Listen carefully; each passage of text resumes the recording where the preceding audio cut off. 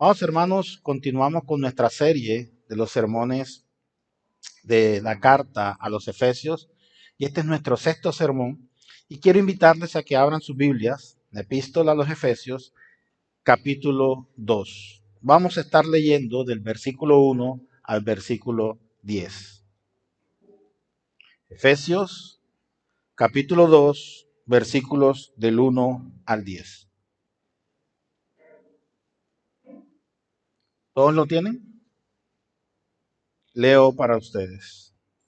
Y Él os dio vida a vosotros cuando estabais muertos en vuestros delitos y pecados, en los cuales anduvisteis en otro tiempo, siguiendo la corriente de este mundo, conforme al príncipe de la potestad del aire, el espíritu que ahora opera en los hijos de desobediencia, entre los cuales también todos nosotros vivimos en otro tiempo en los deseos de nuestra carne, haciendo la voluntad de la carne y de los pensamientos, y éramos, por naturaleza, hijos de ira, lo mismo que los demás. Pero Dios, que es rico en misericordia, por su gran amor con que nos amó, aun estando nosotros muertos en pecados, nos dio vida juntamente con Cristo. Por gracia sois salvos. Y juntamente con Él nos resucitó. Y asimismo nos hizo sentar en los lugares celestiales con Cristo Jesús, para mostrar en los siglos venideros las abundantes riquezas de su gracia en su bondad para con nosotros en Cristo Jesús. Porque por gracia sois salvos por medio de la fe, y esto no de vosotros, pues es don de Dios, no por obras, para que nadie se gloríe. Porque somos hechura suya, creados en Cristo Jesús para buenas obras, las cuales Dios preparó de antemano para que anduviésemos en ellas. Pues bien, amados hermanos, Pablo, en el capítulo anterior, capítulo 1, en los últimos versículos, estaba orando por sus lectores para que Dios le diera espíritu de sabiduría y de revelación en el conocimiento de Él. Eso lo entendemos cuando leímos los últimos versículos del capítulo 1. Pablo inicia su oración para que el Señor le revele y le dé un espíritu de sabiduría y de revelación para su conocimiento. Para que de esta forma entonces a los destinatarios de la carta pudieran entender la riqueza de la herencia que les esperaba en el cielo, y también les habló de la supereminente grandeza de su poder y que estaba a disposición de los creyentes, y de la que Dios había hecho una demostración histórica al levantar a su Hijo Cristo de entre los muertos y exaltarlo, como el mismo Pablo lo escribe, sobre todo principado, autoridad, poder y señorío, y sobre todo nombre que se nombra no solo en este siglo, sino también en el venidero. Ahora bien, Pablo había estado hablando de ese gran poder que resucitó a Jesús de entre los muertos, como el pastor Alexander lo expresaba de una manera maravillosa en el sermón anterior. La resurrección de Cristo conllevó un gran poder, y el Señor había demostrado ese poder en esa resurrección. Y veremos que ese poder fue el mismo poder que cuando nosotros nos encontrábamos muertos en nuestras transgresiones y pecados, nos dio vida juntamente con Cristo. Y eso requiere un gran poder. Requiere el poder de la resurrección, y es el poder que los hijos de Dios quieren experimentar cuando somos regenerados por la acción del Espíritu Santo en nuestras vidas. Ahora bien, podemos pensar en los siglos que han pasado sin que el hombre supiera nada del poder atómico. Pero luego el hombre descubrió el poder que esto conllevaba, el manipular a los átomos para hacer una reacción en cadena. Esto es un gran poder que el hombre descubrió. Pero la pregunta es, ¿qué hizo el hombre con este poder? ¿Lo convirtió en acaso algo maravilloso para vivir? De ninguna manera, amados hermanos. Lo convirtió en un lugar terrible para vivir, porque el hombre al día de hoy tiene el poder para destruir el mundo material. Hace unos años, cuando se encontraba en la guerra, se lanzaron 2 bombas atómicas. Creo que ese es de conocimiento de todos los que hemos estudiado un poco de historia. Estas acabaron con 2 ciudades de Japón. Sin embargo, hoy en día existen esas mismas ojivas nucleares que pueden causar la destrucción del mundo, un poder que el hombre tiene, pero que no sabe controlar. Y el ser humano entonces por naturaleza se ha convertido en un ser peligroso. Sin embargo, el poder de Dios del cual habla esta epístola es el poder que Dios hace actuar en la vida de alguien que recurre a Cristo. Él levantará a esa persona de su situación de muerte espiritual y lo llevará hacia una vida nueva con Cristo Jesús. Y ese poder es expuesto por Cristo a nosotros. Ahora bien, ahora que llegamos al capítulo 2, vamos a encontrar que ese triunfo glorioso que Cristo experimentó sobre la muerte es compartido con todos aquellos que creemos en el Señor. Y Él os dio vida a vosotros cuando estábamos muertos en delitos y pecados. En el sermón del día de hoy me voy a permitir hacer 3 divisiones importantes. Número 1, voy a hablar de nuestra condición pasada y estaré hablando de los versículos 1 al 3. En segundo punto, estaremos hablando de nuestra condición presente y estaré utilizando los versículos del 4 al 6. Y finalmente estaré hablando de nuestra condición futura y utilizaré los versículos del 7 al 10. Cuando hablamos de nuestra condición pasada, voy a permitirme leer nuevamente los versículos del 1 al 3. Y Él os dio vida a vosotros cuando estabais muertos en vuestros delitos y pecados, en los cuales anduvisteis en otro tiempo siguiendo la corriente de este mundo, conforme al príncipe de la potestad del aire, el espíritu que ahora opera en los hijos de desobediencia, entre los cuales también todos nosotros vivimos en otro tiempo en los deseos de nuestra carne, haciendo la voluntad de la carne y de los pensamientos, y éramos por naturaleza hijos de ira, lo mismo que los demás. Esa era nuestra condición pasada, y Pablo hace una radiografía de esa condición para cada uno de nosotros como creyentes. Ahora, dentro de esta división de la condición pasada, el apóstol Pablo va a resaltar 3 aspectos importantes. Número 1, estábamos muertos. Número 2, estábamos esclavizados por el pecado. Y número 3, estábamos condenados. Esa era nuestra condición. Esa es la radiografía de nuestra condición delante de Dios. Estábamos muertos. Y la muerte a la que se refiere aquí el apóstol Pablo es a la separación de Dios. Y esto podemos ilustrarlo en la parábola del hijo pródigo. ¿Se acuerdan cuando el hijo regresó y el padre dice, este era mi hijo que estaba muerto y ha revivido? Es decir, volvió otra vez a la unión con su padre. La figura que utiliza Pablo para decir que estábamos muertos es eso. Estábamos en una condición que no nos era posible por nosotros mismos acercarnos a Dios. De tal manera que vivíamos en nuestras transgresiones, en nuestros pecados, y confiábamos en nuestra propia naturaleza. Estábamos muertos. Ahora les pregunto, ¿qué puede hacer un muerto? Absolutamente nada. Va a sonar un poco duro lo que voy a decir. Usted va a una funeraria, ve un cadáver dentro de un ataúd, y usted puede golpearlo, puede patearlo, puede hablarle, pero el cadáver no va a hacer absolutamente nada. Así estábamos nosotros en nuestra condición espiritual. Nada podíamos hacer para levantarnos de ese estado en el que nos encontrábamos. Necesitábamos a un Salvador, la fuente de la vida, que es Dios mismo. Por lo tanto, estar sin el Señor es estar muertos o ajenos de la vida de Dios, como lo dice Pablo más adelante en el capítulo 4 de la misma carta a los Efesios. Ahora bien, la causa de esta muerte es debida a nuestros delitos y pecados. Y la palabra delito que se utiliza aquí incluye el cruzar un límite establecido o desviarse del camino correcto.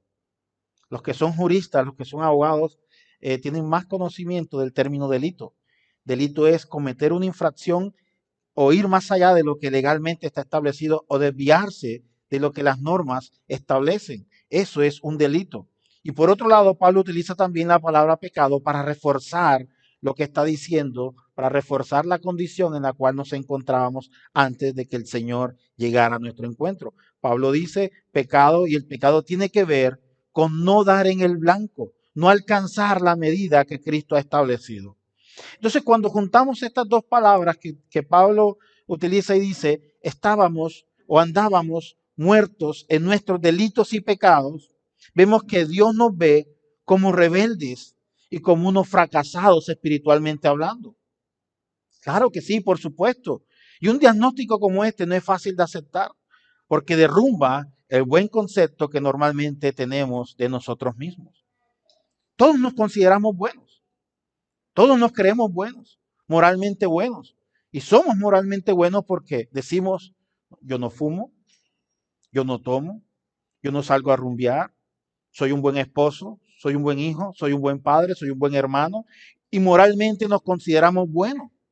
Pero la Biblia nos enseña y nos dice que bueno no hay ninguno.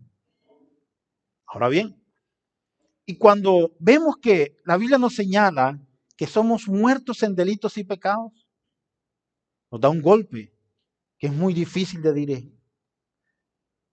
digerir, porque no es fácil aceptar el concepto, como les decía anteriormente, que tenemos de nosotros mismos. Nos consideramos personas buenas.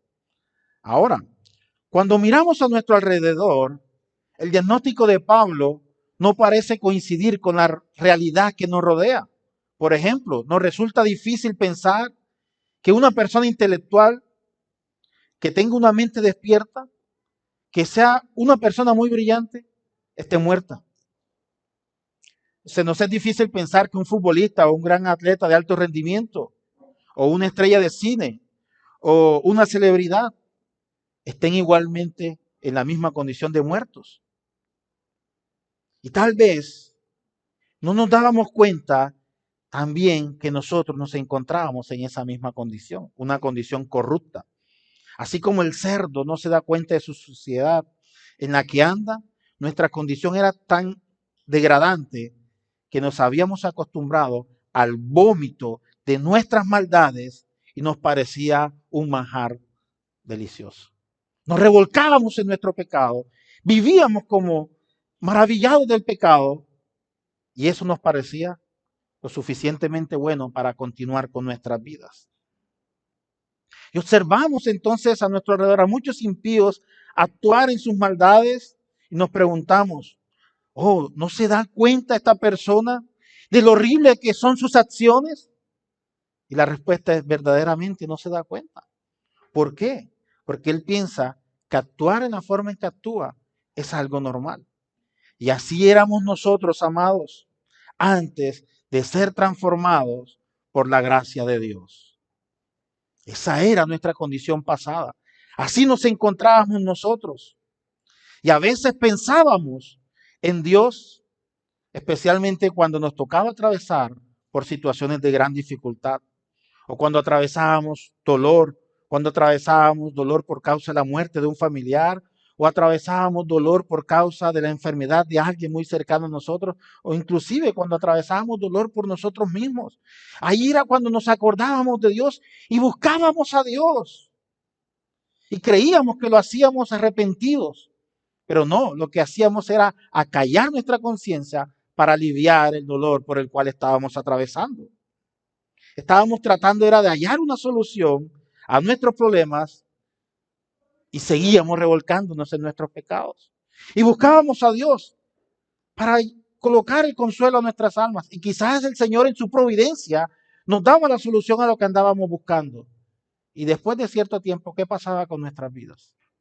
Seguíamos revolcándonos en nuestros delitos y pecados. Y voy a colocar un ejemplo. También va a sonar un poco duro. En pandemia, muchas personas se aferraron a Dios. Personas que estaban en UCI, familiares, oraban al Señor buscando una respuesta para que el Señor los sacara de esa situación. Y no estoy diciendo que sea malo orarle al Señor por eso. Y el Señor en su infinita misericordia, en su providencia, sacó a muchas personas de esa condición. Cuando salieron dijeron, Señor, te voy a servir, gracias por salvarme. Mire para su vida el día de hoy. Están en la misma situación o quizás peor, en la situación en la que se encontraban antes de caer en pandemia.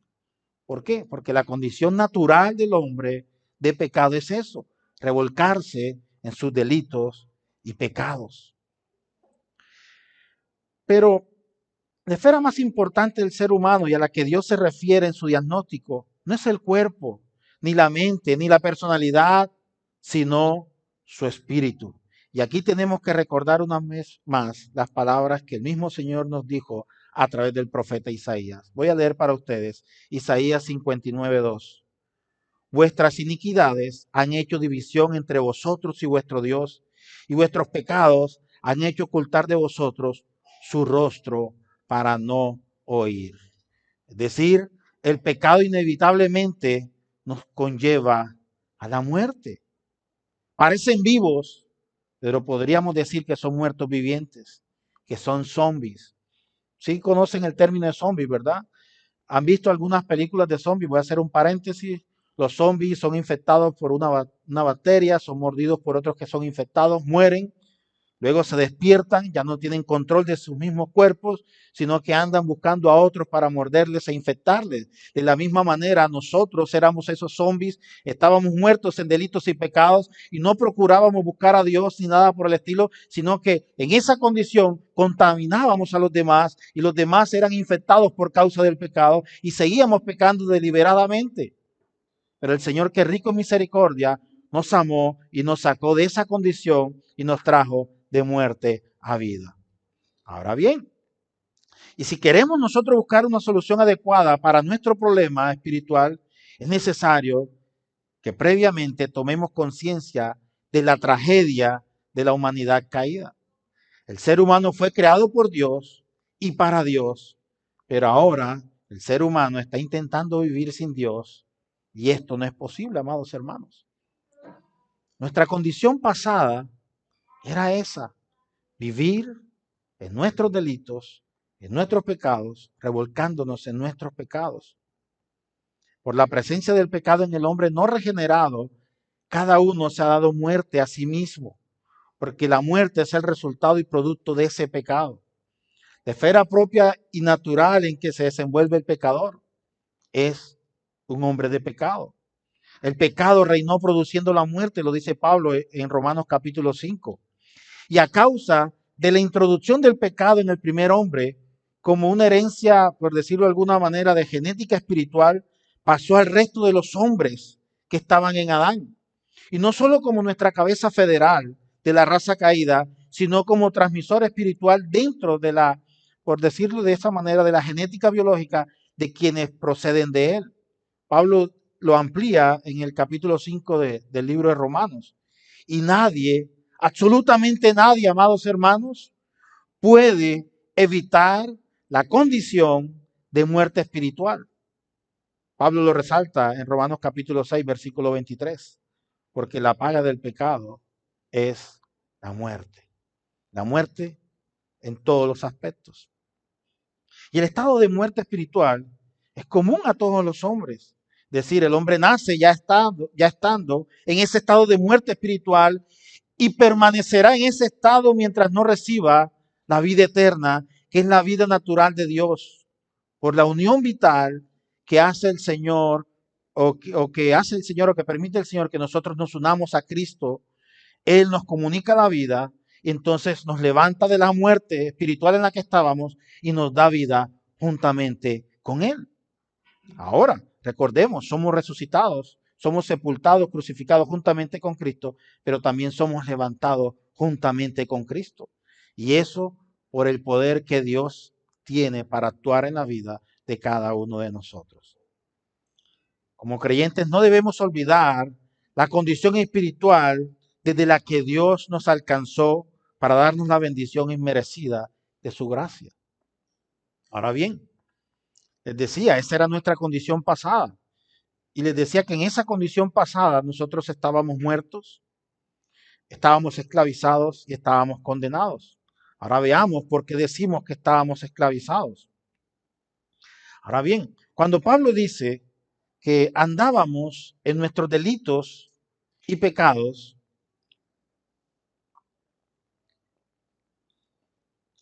Pablo está describiendo una forma de comportamiento, una forma de vida. Y es la triste realidad, es que en ella el hombre caído no tenía libertad, sino que estaba esclavizado a unas fuerzas de las cuales no tenía control. El hombre sin Dios dice, yo soy un hombre libre, puedo hacer lo que quiera. ¿Es verdad eso, amados hermanos? Sí, yo puedo hacer lo que quiera porque puedo viajar, puedo hacer esto, puedo hacer lo otro, puedo hacer lo otro. Necio. ¿Sabes por qué? Porque el hombre sin Dios no puede hacer lo que quiera, porque no puede salvarse a sí mismo. Jamás y nunca lo hará. Y esa es la triste realidad. El hombre sin Dios cree que tiene la libertad, pero lo que no sabe es que está esclavizado a una fuerza de las cuales carece de control. ¿Y cuáles son esas fuerzas que mantienen al hombre caído en cautividad? Podríamos preguntarnos. Podríamos decirnos, como el apóstol Pablo lo dice en el versículo 2, la corriente de este mundo. La corriente de este mundo se refiere al mundo como una sociedad organizada pero sin Dios, que ha dejado los valores del reino de Dios y le ha dado culto al materialismo, al hombre. Las personas ya no se dan cuenta, pero sucumben ante esta influencia poderosa que llega a través de la cultura del ocio, la televisión, el cine, las revistas y las redes sociales. El hombre está esclavizado con las corrientes de este mundo. Se deja llevar por lo que el mundo dicta. Y si el mundo dice que tenemos que ir hacia la derecha, el hombre corre hacia la derecha. Si el mundo dice que tienes que ir hacia la izquierda, el hombre corre hacia la izquierda. Si la sociedad dice que ahora los hombres tienen que ser mujeres y las mujeres son hombres, toda la sociedad corre a hacer lo que la sociedad dicta, porque están esclavizados bajo la corriente de este mundo, lo que Pablo está resaltando. Y Pablo dice, las otras fuerzas de las cuales el hombre que se cree en libertad no tiene control, es porque están bajo la potestad del príncipe del aire. O perdón, el príncipe de la potestad del aire, es decir, de Satanás, el enemigo de nuestras almas. Y esta frase que Pablo utiliza, el príncipe de la potestad del aire, nos indica que el enemigo de nuestras almas opera en el mundo invisible, donde él tiene dominio sobre principados y potestades. Y también tiene control de los hijos de desobediencia, aquellos que no se han querido sujetar a la voluntad de Dios. Pastor, entonces Dios no tiene el control del mundo. Te está diciendo que Satanás tiene el control del mundo y Dios no tiene el control del mundo. Dios tiene el control absolutamente de todo. Pero Dios permite que el hombre quede en su propia maldad. Y permite que Satanás opere en la vida de los incrédulos, amados hermanos. Esa es la libertad que supuestamente el hombre libre tiene.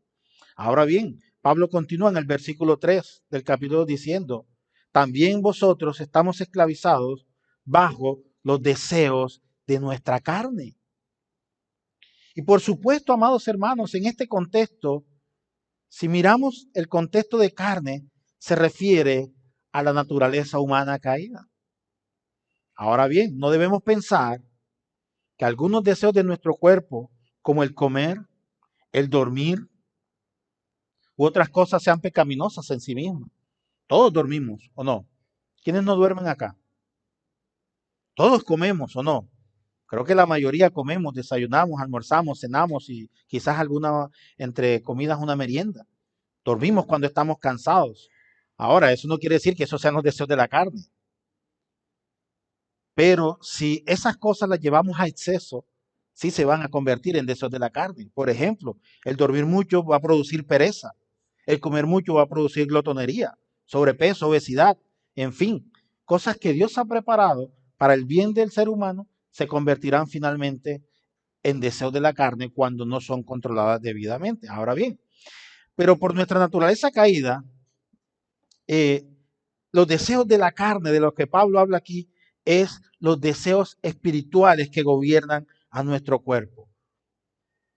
Es decir, son exclusivamente o no son exclusivamente aquellos que están relacionados con nuestro cuerpo, sino que incluyen lo que está dentro de nosotros. Por ejemplo, el orgullo intelectual, la arrogancia, la envidia, la venganza y sobre todo, lo más triste, el rechazo de la verdad de Dios. Allí estábamos esclavizados bajo los deseos de la carne. Pero no podemos culpar eternamente nuestra situación de esclavitud al mundo, el diablo y la carne. Nosotros somos los principales culpables porque a sabiendas y voluntariamente nos habíamos rebelado ante la autoridad de Dios. Porque sabemos y conocemos por la misma creación que nos habla y nos da testimonio de la creación de que hay un Dios.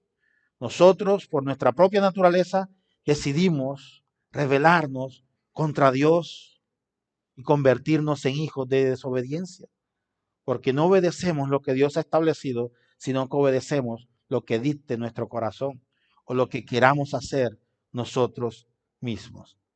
Ahora bien, en tercer lugar, en nuestra condición pasada, estábamos muertos, estábamos esclavizados, pero también estábamos condenados. Pablo lo expresa por medio de una frase que provoca mucha hostilidad en nuestros días. Pablo dice, éramos por naturaleza hijos de ira. Pastor, ¿y todos somos hijos de Dios? No. La respuesta es un rotundo no. ¿Quiénes son los hijos de Dios? Solo aquellos que han creído en el poder del Señor, que han creído en Jesucristo y le han recibido como su único y suficiente Salvador. A ellos se les ha dado potestad de ser llamados hijos de Dios. El resto entonces, ¿qué son? Hijos de la ira. Hijos de la ira, como lo expresa el apóstol Pablo. Y debemos aclarar que la expresión hijos de la ira no se refiere a niños pequeños que están bajo el cuidado de Dios o de la ira de Dios. No, Pablo utiliza un hebraísmo, es decir, una frase hebraica como hijos de desobediencia. Es decir, nos está diciendo que nos hemos convertido en hijos de desobediencia por causa de nuestra rebelión y por causa de nuestros pecados, para referirse ahora que por haber rechazado a Dios, ahora somos objetos de su ira. Pastor, pero es que la Biblia enseña que Dios es amor. Sí, pero también dice que Dios es fuego consumidor. Terrible realidad. Siempre se nos habla de una sola cara de la moneda. Dios es amor y Dios te ama y Dios te ama y te acepta en la condición que estás. Sí, pero recuerda, amado hermano, el Señor también es un Dios de ira. Ahora, muchas personas rechazan el concepto de Dios de ira. Y por supuesto, porque mirarán a Dios como si Dios fuera un Dios injusto. Dios no puede ser un Dios justo si Dios es un Dios de ira. Dios me ama, dirán muchos. Sí, Dios te ama. Claro que sí. Y porque te ama, también envía su ira para que te puedas convertir de tus malos caminos. La ira de Dios nunca es arbitraria, amados hermanos, sino que es una reacción previsible e inevitable frente al mal. Recordemos que la ira de Dios, o los que están bajo la ira de Dios, no son aquellos que han sido redimidos, sino por el contrario, son aquellos que han rechazado a Dios con todo su corazón y con todas sus fuerzas. Entonces no podemos culpar a Dios de ser un Dios injusto. Y debemos notar que la ira de Dios no riñe con su misericordia y con su amor. Todos hacen parte de su carácter. De hecho, Pablo relaciona todos estos conceptos con Dios uno detrás de otro. Pablo dice, versículos 3 y 4, éramos por naturaleza hijos de ira, pero Dios, que es rico en misericordia, por su gran amor con que nos amó. Hijos de ira, misericordia y amor. Todos hacen parte del carácter de Dios. Pero podríamos ir más allá y preguntarnos, ¿en qué sentido nosotros nos convertíamos o éramos por naturaleza hijos de ira? Y Pablo está estableciendo un contraste entre lo que éramos por naturaleza y lo que hemos llegado a ser por gracia. Y Pablo lo va a desarrollar más adelante. Pablo parece que está apuntando a nuestra pertenencia a la raza humana caída como el origen de nuestra condición de hijos de la ira. Y ese es el mismo argumento que el mismo apóstol Pablo expone en su carta a los Romanos en el capítulo 5, del versículo 12 al 14. Allí Pablo establece que todos pecaron en y con Adán, y por la transgresión de uno vino la condenación de todos los hombres. El hecho entonces de que todos los hombres traemos esa naturaleza caída cuando nacemos, se manifiesta por el hecho de que todos pecamos. La muerte pasó a todos los hombres por cuanto todos pecaron y estábamos destituidos de la gloria de Dios. Entonces no podemos culpar eternamente a Adán porque nosotros también hemos pecado. Claro que sí. Esa era nuestra condición anterior. Estábamos muertos en nuestros delitos y pecados, estábamos esclavizados Estábamos condenados y ahora esa condición pasada se va a convertir y se va a transformar en una condición presente, que es el segundo punto de nuestro sermón. ¿Y cómo sucede eso, pastor? Leamos versículos 4 al 6.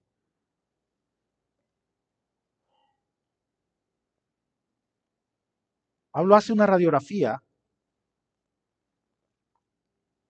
de lo que éramos y de ahora de lo que somos. Pablo continúa diciendo en su carta, pero Dios, que es rico en misericordia, por su gran amor con que nos amó, aun estando nosotros muertos en pecados, nos dio vida juntamente con Cristo.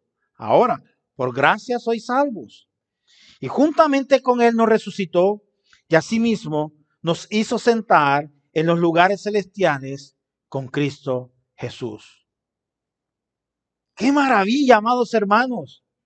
Como Pablo nos dice, ustedes eran esto, estaban en esta condición y ahora el Señor, por ese gran amor, por su gran misericordia, los ha sacado de esa condición y los ha traído a esta nueva condición. Les ha dado vida juntamente con Cristo y ahora ustedes están también sentados con el Señor en los lugares celestiales.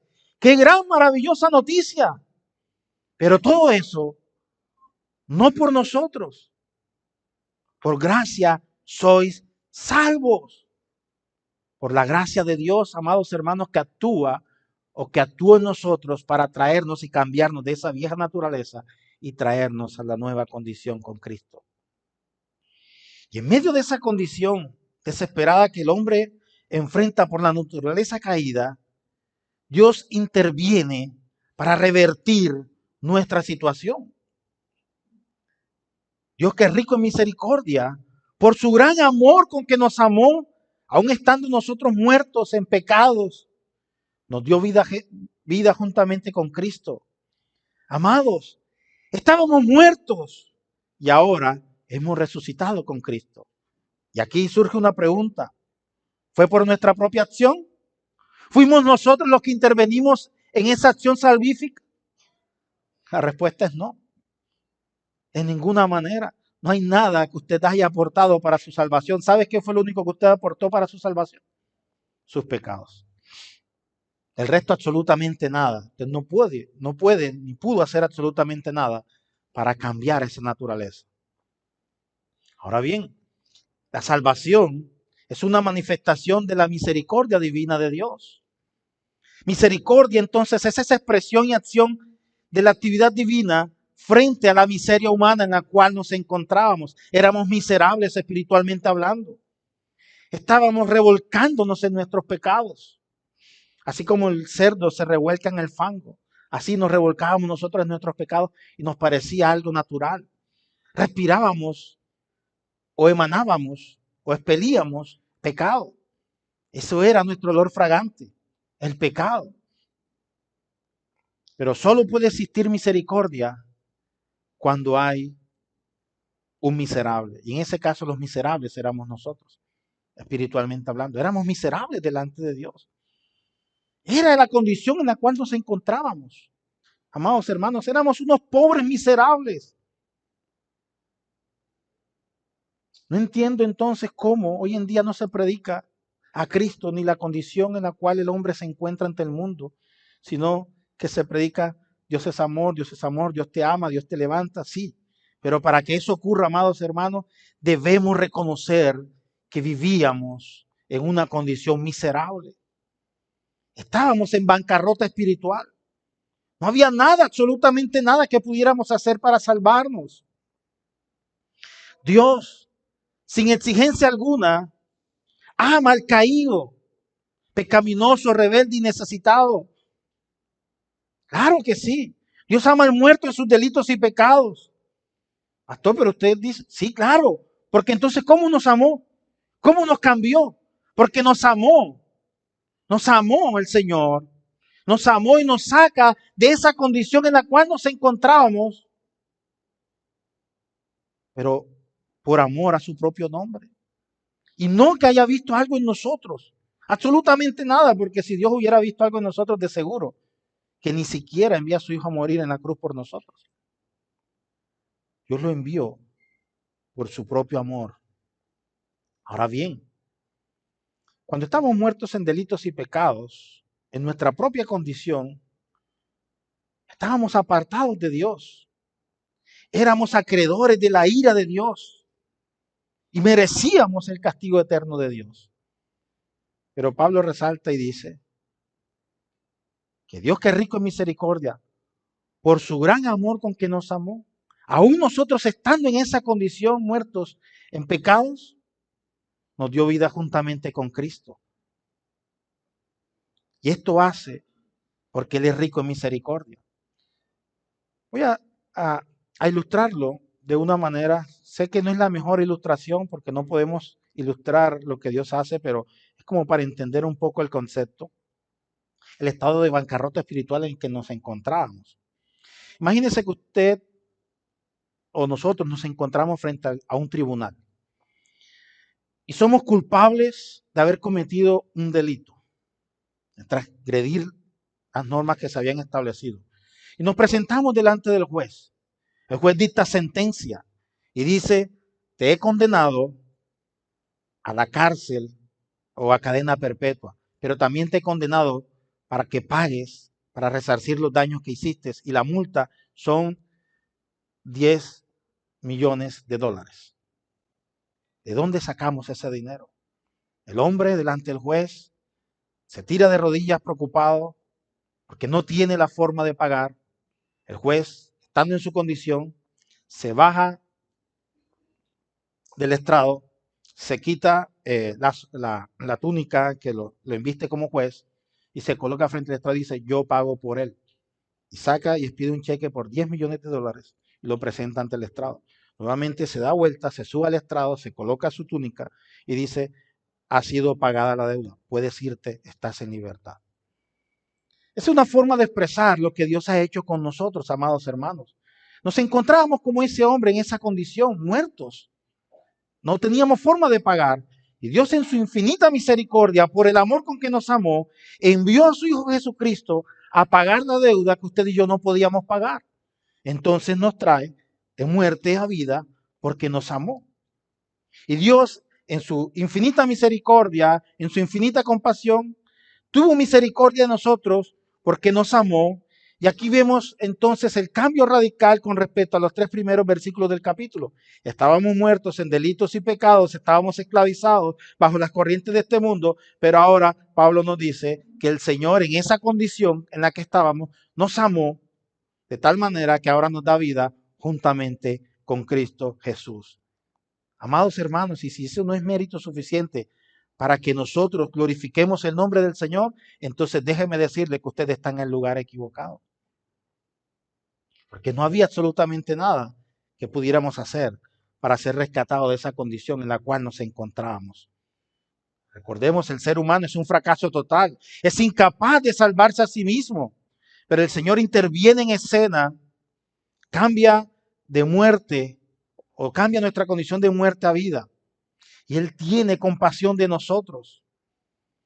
Él es un Dios infinito que es rico, pero también tiene misericordia infinita. Él tiene todo lo que nosotros necesitamos. El único requisito es que nosotros creamos en Él. Ahora bien, surge una pregunta. ¿Qué significa ser salvado por la gracia de Dios? Sí, pastor, el apóstol Pablo dice que somos salvos por gracia, pero ¿qué significa eso? ¿Qué significado tiene? Pues bien, estábamos muertos, espiritualmente muertos en nuestros pecados. Éramos totalmente incapaces de salvarnos a nosotros mismos, pero Dios interviene de una manera maravillosa y por gracia nos alcanza. Y la pregunta es, ¿por qué Dios lo hizo? ¿Necesitaba acaso Dios de nosotros? ¿Acaso Dios necesitaba de nosotros? No, amados, Dios no necesitaba de nosotros. Dios sigue siendo Dios sin nosotros, pero nosotros sin Él no somos absolutamente nadie. Ahora, ¿por qué lo hizo? Y el Señor no pudo encontrar un motivo en nosotros. Se lo dije anteriormente. El motivo lo encontró en sí mismo. Cuando Dios descendió para liberar a los israelitas, no lo hizo porque los israelitas eran buenos. atractivos o que eran buenas personas o porque los israelitas les estuvieran sirviendo porque era Dios. No, recordemos, eran un pueblo obstinado, idólatra, porque adoraron un becerro de oro en el desierto. Y sin embargo el Señor decidió intervenir a su favor. ¿Y sabes por qué? Porque nos amaba y se amaba a sí mismo para la gloria de su nombre, para la alabanza de la gloria de su nombre, como lo vimos en los primeros capítulos de esta epístola. Dios todo lo hace para la alabanza de la gloria de su nombre. Ese es el propósito por el cual Dios nos saca de la condición espiritual en la que nos encontramos y nos trae a vivir juntamente con Él.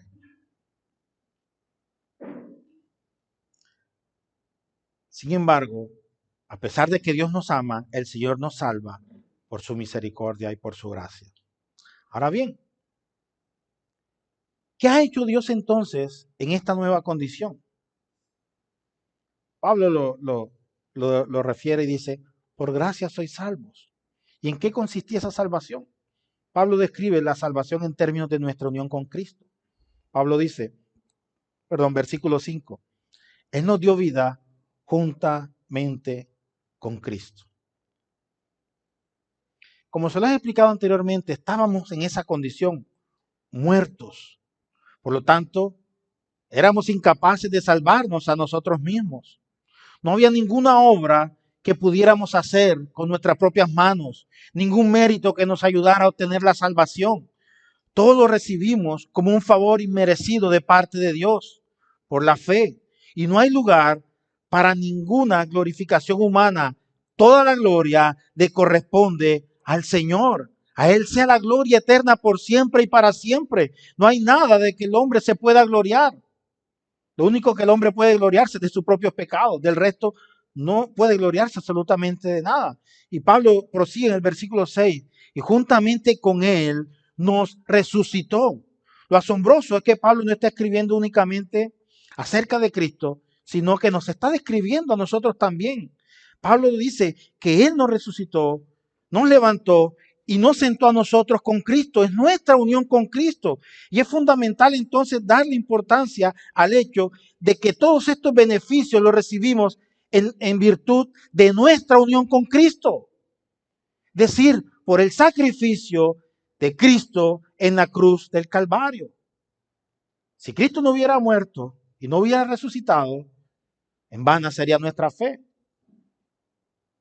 Retomando el sermón del pastor Alexander el domingo anterior.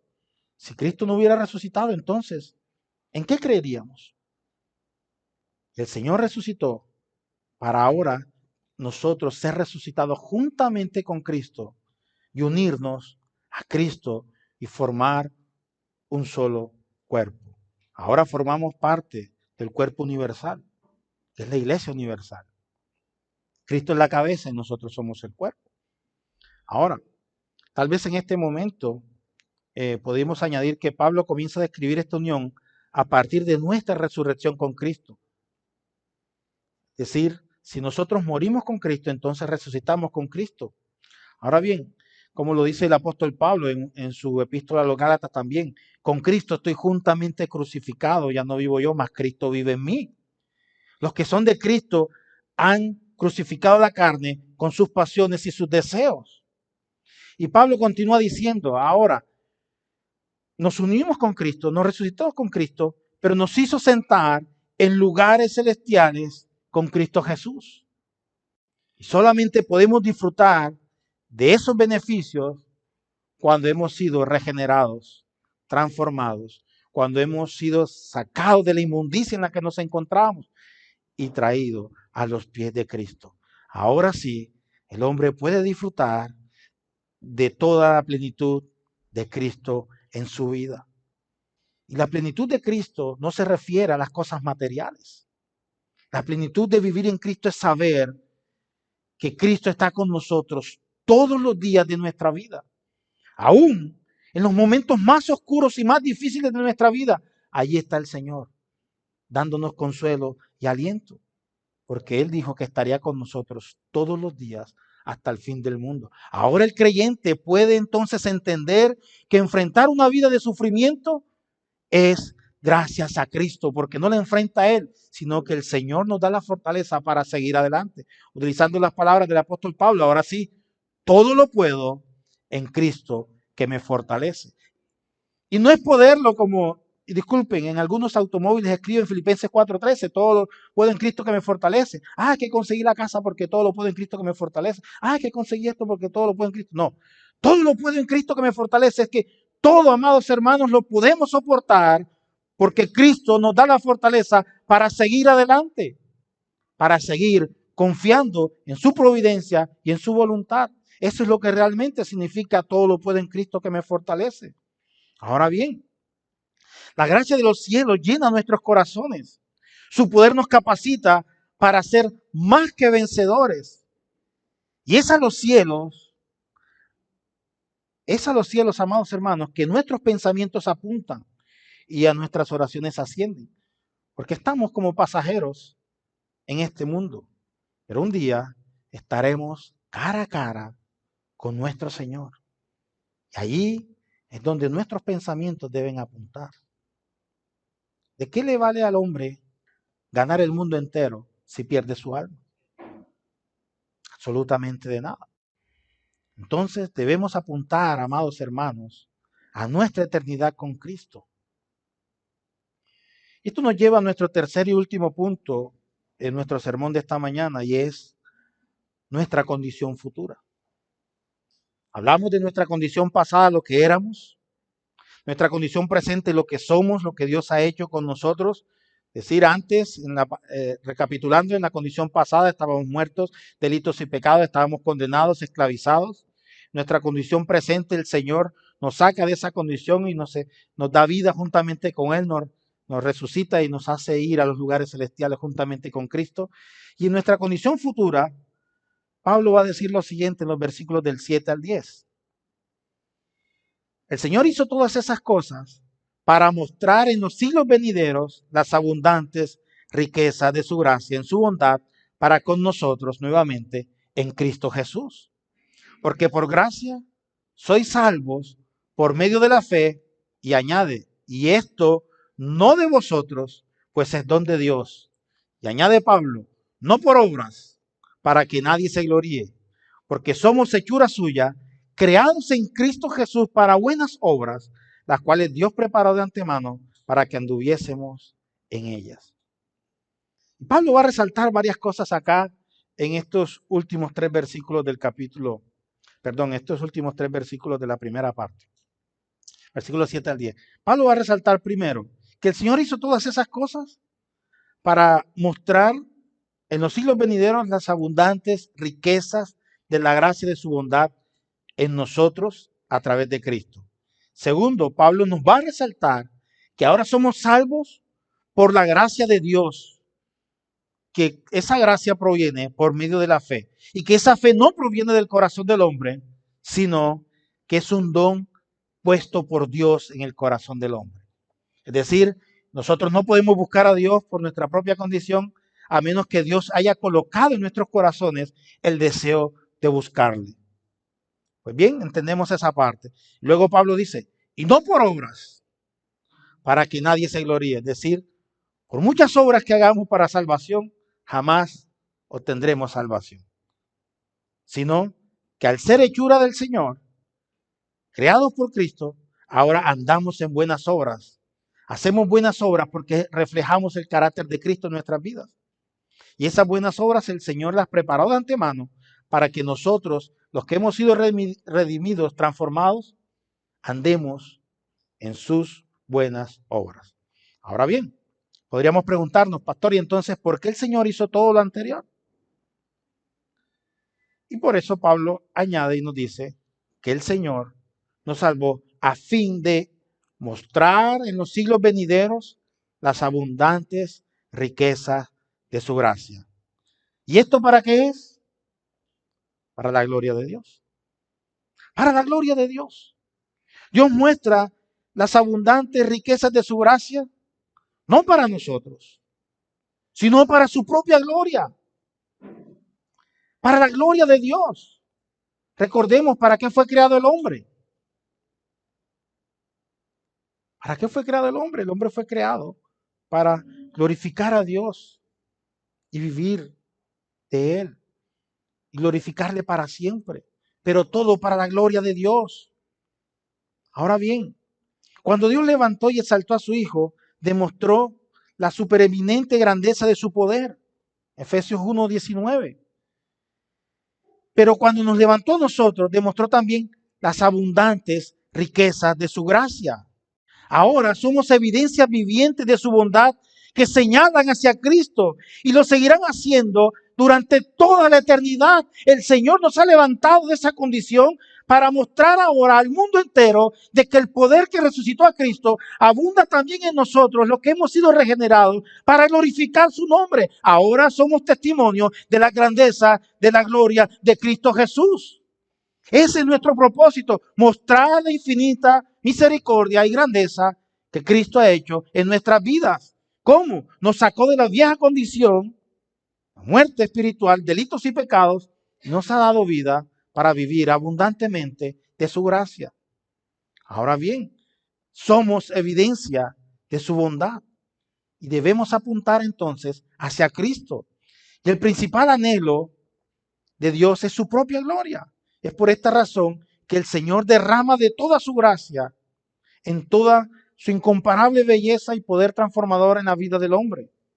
Ahora, algunos podrían decir, esto pareciera algo egoísta de parte de Dios, ¿no? Pues no, amados hermanos, Dios no es egoísta. No, sí, pastor, Dios es egoísta porque ¿por qué para la gloria de Él y no para nosotros? Porque Dios es Dios, amados hermanos. Somos hechura suya. Por lo tanto, vivimos bajo la voluntad de Dios. Amados, vivimos bajo la voluntad de Dios. Esa es nuestra condición. Antes éramos esclavos del mundo y no nos dábamos cuenta y vivíamos felices. Ahora somos esclavos de Cristo. Y ahora debemos vivir felices. Porque Cristo es nuestro Señor. Pues bien, nosotros somos relucientes joyas en manos del Señor. Porque el Señor nos ha amado en bondad para con nosotros. Miren, somos relucientes joyas. Y voy a utilizar una ilustración que utiliza Hendrickson en el comentario al Nuevo Testamento. Hendrickson dice lo siguiente. A una matrona romana se le preguntó, ¿dónde están sus joyas? Esta llama a sus dos hijos y señalándolos dice, he aquí mis joyas. Así también, a través de toda la eternidad los redimidos serán exhibidos como monumentos de la maravillosa gracia de nuestro Señor, quien nos rescató del pozo de destrucción y nos alzó a las alturas de celestial deleite, realizando esto a tal costo para sí mismo, que no escatimó a su propio Hijo, y en tal forma que ni siquiera uno de sus atributos, ni aun su justicia, fue eclipsado. Es decir, somos joyas delante de Dios, pero somos joyas porque Él muestra a través de nosotros su gloria y su poder. Al sacarnos de esa condición y ahora mostrarnos y decirnos, mira lo que hice con esta persona. Sí, eso lo hace el Señor, no lo hacemos nosotros, amados hermanos. Continúa el apóstol Pablo, el versículo 8, diciendo, porque por gracia sois salvos por medio de la fe, y esto no de vosotros, pues es don de Dios. Recordemos, estábamos muertos en delitos y pecados, andando conforme a la corriente de este mundo. Y ahora el Señor, por medio de su gracia infinita, nos resucita, espiritualmente, elevándonos a donde, a las regiones celestiales con Cristo Jesús. Y algún día estaremos allí exhibiendo la gracia de Dios. En ningún aspecto, amados hermanos, de esta realidad depende de nuestras propias obras o de nuestro propio mérito. Aquí dice, por gracia sois salvos. El gran énfasis es nuevamente la gracia de Dios. Es un favor concedido a quienes no son dignos de Él y que no le merecen. Ahora bien, no significa que Dios hizo una parte para mi salvación y que yo hago otra. No significa eso, no.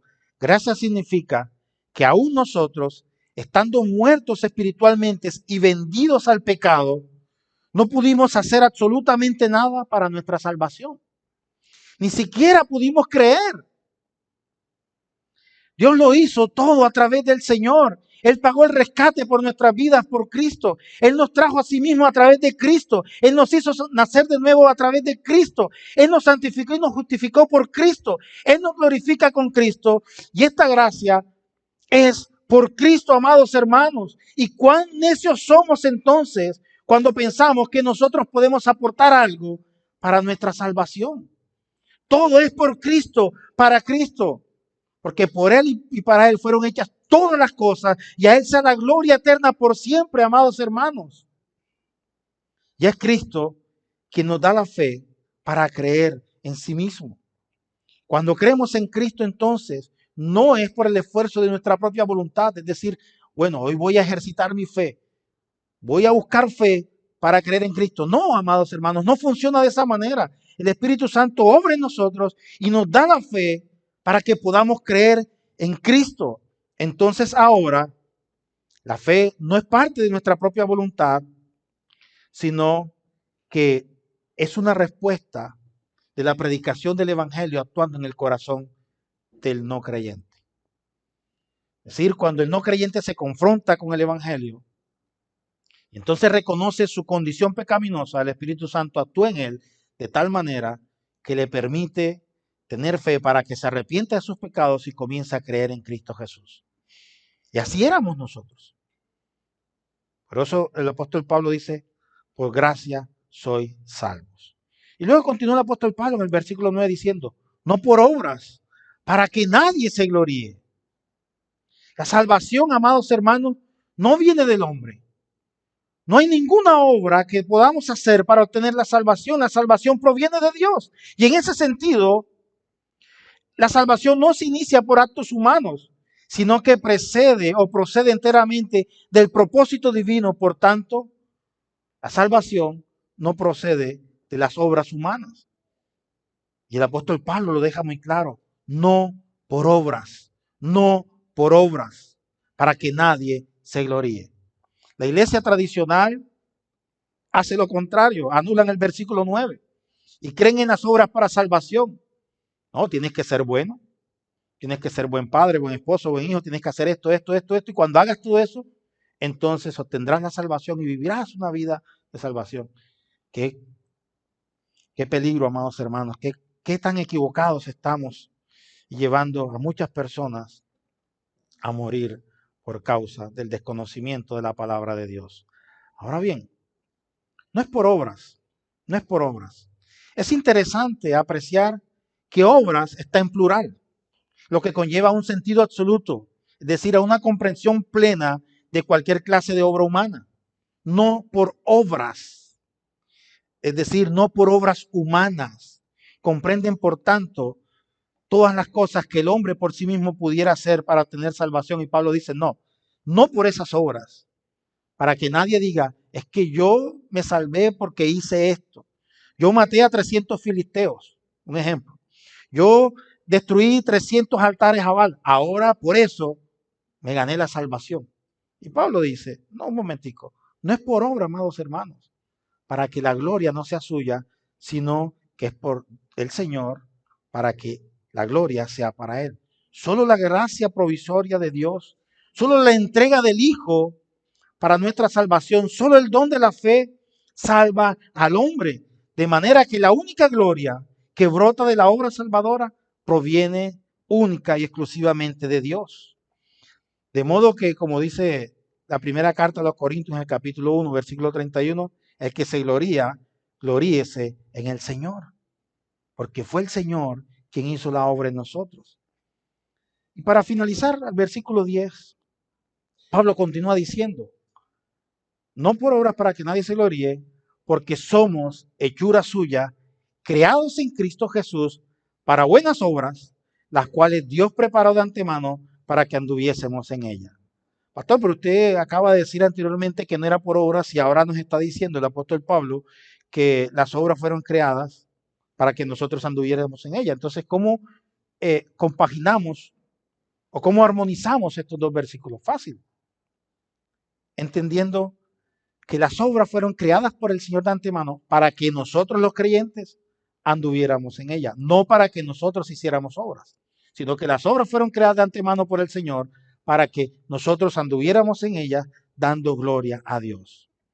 Ahora debemos manifestar la grandeza de lo que Dios ha hecho en nosotros por medio de obras que glorifiquen a Dios, porque somos hechura suya, como dice las Escrituras, creados en Cristo Jesús para buenas obras que Dios ha preparado de antemano para que andemos en ellas. Pablo ya lo ha explicado con claridad, que somos salvos por gracia y no por obras, para que nadie se gloríe. Sin embargo, la verdadera salvación siempre producirá frutos. La verdadera salvación siempre producirá frutos. Así que, aunque no somos salvos por obras, hemos sido creados en Cristo Jesús para buenas obras. Ahora sí entendemos a lo que el Señor o lo que Pablo se refiere cuando está escribiendo esto. Pablo termina subrayando un contraste con lo que dijo al principio cuando estábamos muertos en delitos y pecados. Dice Pablo, andábamos ¿dónde? Siguiendo la corriente de este mundo. Pero ahora Pablo dice, los que hemos sido resucitados en Cristo, el Señor ha preparado buenas obras para que andemos en ellas. Si notamos el contraste, cuando estábamos muertos en delitos y pecados, andábamos en las corrientes del mundo. Ahora que hemos sido regenerados, salvados por la gracia del Señor, ahora andamos en las buenas obras que el Señor ha creado. Ya no andamos bajo la corriente del mundo, sino que andamos bajo las buenas obras que el Señor ha creado. Y este contraste es absoluto, por lo tanto, la nueva vida en Cristo se tiene que percibir en nosotros. No hay duda, amados hermanos, de que fuimos rescatados por nuestro Salvador, solamente por gracia, no para andar como el resto de los hombres impíos, sino por el contrario, para que andemos haciendo el bien, pero ya no el bien en el sentido humano, sino el bien según Dios, es decir, el bien para la gloria de Dios. Ya no andamos haciendo el bien moral, sino que ahora andamos haciendo el bien que glorifica a Dios. Es decir, llamar al pecado pecado, llamar a lo malo malo y llamar a lo bueno bueno. Eso es lo que debemos hacer para andar en las buenas obras. Amén.